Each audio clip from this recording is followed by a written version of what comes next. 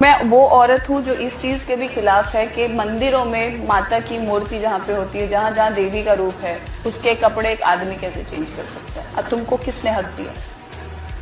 तुम पूजा करो उसकी, तुम पंडित हो, पुजारी हो, साधु हो, करो, और तुम्हें उसके कपड़े बदलने का हक किसने दिया? माना वो भगवान है, लेकिन तुम शायद भूल गए कि जब अंदर माता पार्वती नहा रही थी और गणेश भगवान बाहर थे, तो उन्होंने उसको सुरक्षा के लिए रखा था कि देखना कोई आए ना। शिव को भी नहीं जाने दिया था। जब शिव जी को नहीं जाने दिया, तुम कौन हो? तुम कौन हो? मैं ये बोल ही नहीं रही कि तुमने साधना कितनी कट्टर की है, तुम कितने बड़े सिद्ध पुरुष हो कि तुम्हें परमिशन है, लेकिन वो एक औरत है। अगर हम ये सोचते हैं कि मूर्ति में ही भगवान है, तो इस बात में भी पूरी सच्चाई है, और इस पे मुझे लगता है कि हमें गौर करना चाहिए। मुसलमानों ने हमारे देश में गंद फैला रखा है। ये बात सोचने वालों को अब ये वीडियो बहुत तकलीफ देने वाली है।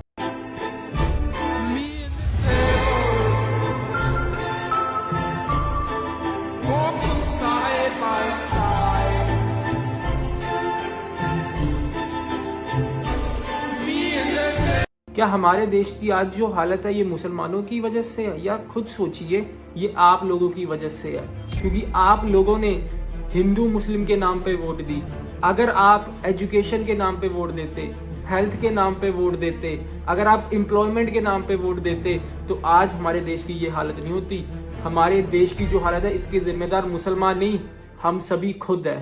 बाबा बागेश्वर बीमार है, क्या कहिएगा? अरे भैया होंगे नहीं बीमार, हिंदू राष्ट्र की कल्पना कर रहे हैं। शिल्पा शेट्टी को बुला लिए, ये वही शिल्पा शेट्टी है ना जिनके पति का नाम राज कुंद्रा है। पता है ना राज कुंद्रा क्या करते हुए पकड़े गए थे। अब शिल्पा शेट्टी कह रही है मैं सनातनी हूँ, मैं सनातन को आगे करूंगी। बाबा बागेश्वर की तबीयत खराब है भैया, ये पर्ची निकाल के कैंसर का इलाज करा दे। अपना काहे नहीं कर रहे हैं? अपने अभी पर्ची खोलने की, कब ठीक होऊंगा मैं? बागेश्वर बाबा जी अपना इलाज नहीं करते। पता क्यों नहीं करते? क्योंकि वो सोचते हैं कि उनके पास एक लिमिटेड चिट्स वो निकाल सकते हैं, तो उसमें वो खुद को इंक्लूड नहीं करते। ये उनकी भली बात है। और दूसरी बात, अभी राज कुंद्रा और शिल्पा शेट्टी दोनों पे अभी हाल ही में 60 करोड़ के फ्रॉड का इल्जाम लगा है। और फिर भी देखो, मतलब इमेज क्लीन करनी हो ना यार, तो इन लोगों से सीखो। ये जो नारा है कि गुस्ताखे नबी की एक ही सजा सर तन से जुदा, ये सही है? तो गुस्ताखे नबी को ले क्यों रहे हो बीच में? नबी क्यों रही हूँ मैं? अरे सुनो मेरी बात, एक मिनट चाचा, एक मिनट। ये नारा मैं नबी को गलत नहीं बोल रही हूँ। मैं मोहम्मद नबी की जितनी आप भी इज्जत नहीं करते होंगे, शायद उतनी करती हूँ। क्योंकि आप लोग तो, आप नहीं, बट आपके धर्म के कुछ लोग हैं जो नबी की आड़ में सड़कों पर पत्थर लेके उतर जाते हैं, ठीक है? हम वो नहीं करते हैं एटलीस्ट, ठीक है?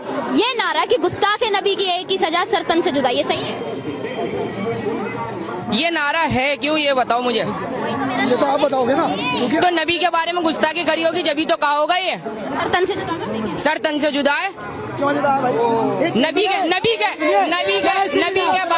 नबी के बारे में गुस्ताखी क्यों करेगा? क्यों करेगा? किसी ने करी, जब ही तो नारा बना। एक मिनट, किसी ने, एक मिनट, इस देश में एक मिनट चाचा, Munawar Faruqui stand up comedian है, वो स्टेज पे खड़ा होकर सीता माता का अपमान कर देता है। हिंदू आज तक पिछले 4 सालों से चुप बैठा है। किसी हिंदू ने तो नहीं बोला कि हमारी सीता माता के आपने सम्मान में अपराध किया है, हम भी आपका सर तन से जुदा करेंगे। क्यों बैठा?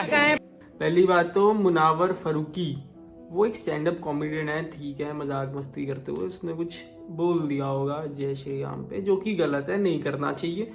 और दूसरी बात, ये जो नारा है, इस नारे पे किसी की भी गर्दनें नहीं काटी गई हैं। हिंदुस्तान में बहुत सारे लोग मुसलमानों से नफरत करते हैं, जैसा सब लोग जानते हैं, और वो बहुत कुछ गलत भी बोल देते हैं, ठीक है? और वो शब्द मैं बोलना नहीं चाहता, बट किसी के साथ कुछ नहीं हुआ, इसका मतलब ये नारा है, पर कुछ भी गलत किसी के साथ नहीं हो रहा है।